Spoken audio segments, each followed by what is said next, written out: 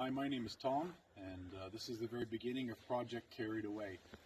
So we're going to be starting out with the 2007 Chevy Express 3500. It has a 6-liter engine, 4L80, rear-wheel drive. And so what we're aiming for is to go entirely 4-wheel drive with this van. First off, it has a lot of sentimental value to us, this van. My brother owned it. We've had this van for a long time, using it as a courier. So now it's going to be kind of semi-retired and just doing a lot of this for enjoyment. We can go get firewood and things like that. Maybe do a bit of camping as well. So this one's a long wheelbase, and what we're going to be using is, we picked this up just the other day. This is a 2006 Ford F350. The reason why we're going with the Ford is solid axle on the front, but coil springs, and that is important to me. I like the ride of a coil versus a long spring. You need to know that I know very little about mechanics. I can change wheel bearings and minor things. So Zach at Beg and Built, he knows infinitely more, and he's going to be doing all this project for us.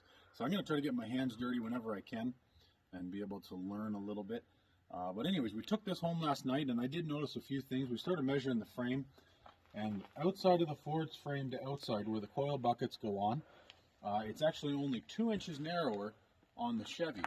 So I'm thinking that's going to work out fairly well for us. It's not too far off. Zach doesn't seem to be too concerned about it. However, where the arms come back and attach to the body, the Chevy is in fact quite a bit wider. So the frame actually dips in on the Chev, and the Ford is fairly straight. So it's 38.25 wide on the outside of the frame on the Ford, and on the Chevy we're at 46 inches. So I guess whatever that means so far, I don't know the answer, but we'll have to work with it. Have you ever noticed when they do these 4-wheel drive conversions with independent front end, they often go about 5 inches in the air. A 5-inch lift is sort of about the upper, and a 32-inch tire. I would like to run a 35. Now I notice with a 32, they often will cut back the metal on the inner fender, and I'm thinking on a 35 we're going to be cutting a lot more. So Zach was mentioning maybe we can bring the axles forward a little bit, do a little more cutting on this side, and get those axles out there and get the tires that we want to put on this project. So we're going to be doing a little bit of learning. Again, I don't know very much, so I hope you enjoy the videos, and maybe we'll be learning a little bit together.